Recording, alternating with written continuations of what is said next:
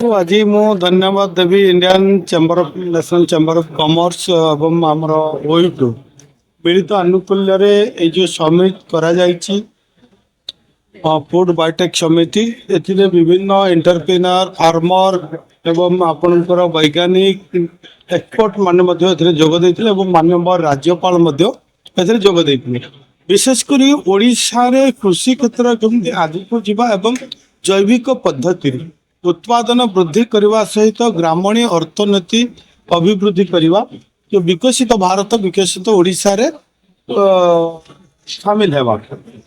विशेषकर देखिए आज आमर चाष होची भारत अर्थनीतिर मेरुदंड कहले अच्युत हम ना। अधिकांश 60 ରୁ 70% लोक ग्रामांचल चाष करती।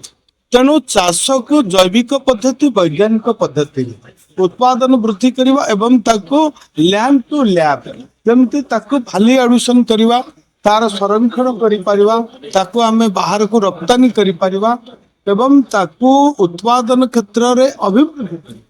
यही सब दिगरे आज आलोचना होती जे केवल एकमात्र चाष कहले आमे बुझीचे कौन धान मांडिया बिरी कोळथ या नुह आमको इंटीग्रेटेड फार्मिंग होगा पड़ो अर्थात मिश्रित चाष जोटा कि आम कहूचे चाष सहित कुकुड़ा फार्म डायरी माछ चाष एवं अन्य पोल्ट्री अन्य अनेक वर्तमान जोटा रही कृषि सहित आनुषंगिक चाष द्वारा ग्रामर कृषक मानकर अभिवृद्धि हम अर्थनीतिर अभिवृद्धि हम ता देशर उन्नति साहाय्य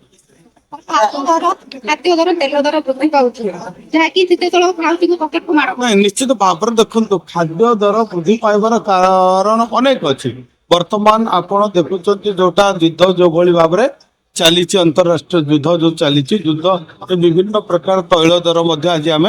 वृद्धि पाचे गैस वृद्धि पाचे ट्रांसपोर्ट वृद्धि पाचे किंतु आमको जोटा आम कहूचे निज जोटा कि प्रिय प्रधानमंत्री मार्गदर्शन रही जे आमे आमर निज अंचल उत्पादन वृद्धि करवा आत्मनिर्भर हवा जिते उत्पादन वृद्धि हम निज अंचल बाहर रप्तानी कमिव से निश्चित भाव में खाद्यर दरदाम कमी। सर आ गोटे कथा विरोधी कहते सफलतार 2 वर्ष न ये हूँ विफलतार 2 वर्ष प्रश्न आज सफलता निश्चित भाव में धन्यवाद देवे आज आम प्रिय प्रधानमंत्री को आज जड़े राष्ट्र नायक भाव में सुशासक भाव में विकास धारा को यदि सर्वाधिक काल किए नहीं सी हूँ माननीय प्रधानमंत्री यशस्वी प्रधानमंत्री श्री नरेंद्र मोदी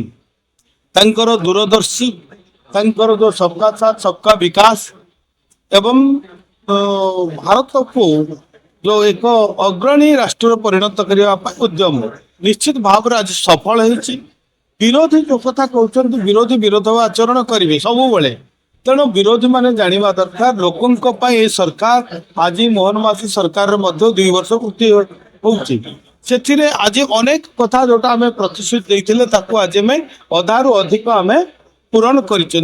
सरकार हूँ कृषक उत्सर्गित महिला उत्सर्गित युवक उत्सर्गित एवं जनजाति उत्सर्गित सेटा तो मुझे जानी आप पचारे